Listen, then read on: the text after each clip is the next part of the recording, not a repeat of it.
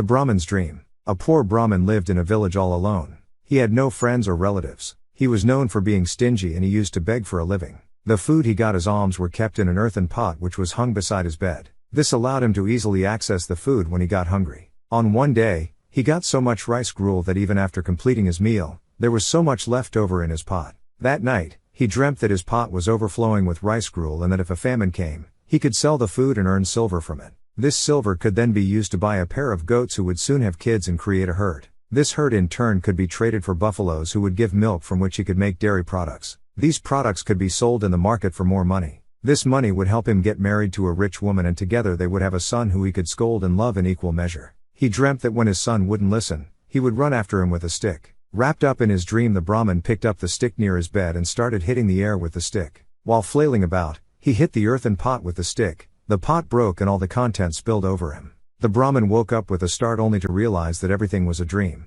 Moral of the story: one should not build castles in the air.